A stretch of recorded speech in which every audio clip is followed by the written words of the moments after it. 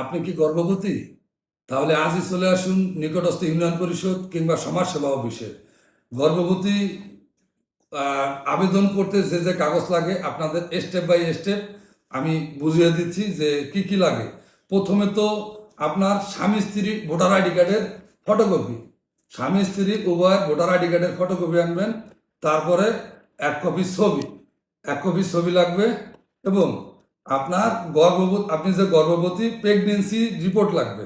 Pregnancy যে report এটা আপনার যে কোনো ক্লিনিক থেকে বা হসপিটাল থেকে করাই নেবেন এবং স্বাস্থ্য ক্লিনিক থেকে কিংবা উপজেলা স্বাস্থ্য কমপ্লেক্স থেকে আপনি এটারে বলে গর্ভকালীন সেবা কার্ড।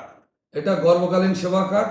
এই গর্ভকালীন এই সেবা কার্ড নিয়ে এবং সমস্ত কাগজপত্র এরকম একসাথে একটা ফাইল করে নিয়ে চলে আসবেন আপনার নিকটস্থ ইউনিয়ন পরিষদ কিংবা পৌরসভা কিংবা উপজেলা সমাজসেবা অফিস বা মহিলা বিষয়ক অফিস চলে আসবেন।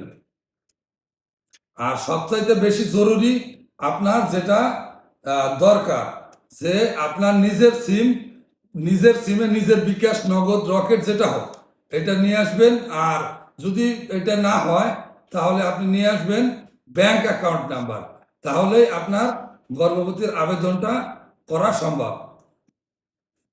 যদি আপনাদের এই ভিডিওটা ভালো লাগে তাহলে অবশ্যই ভিডিওটি শেয়ার করে ছড়িয়ে দিন, যাতে ওই ওই গর্ভবতী মা যেন তার গর্ভকালীন অবস্থায় ভাতার আবেদন করতে পারে। এবং যদি আপনার কোনো ধরনের এই ভিডিওতে মন্তব্য থাকে বা আপনি না বুঝে থাকেন তাহলে কমেন্ট বক্সে একটা কমেন্ট করুন, আমি সেখানে রিপ্লাই করে আপনাকে জানানোর জন্য চেষ্টা করব।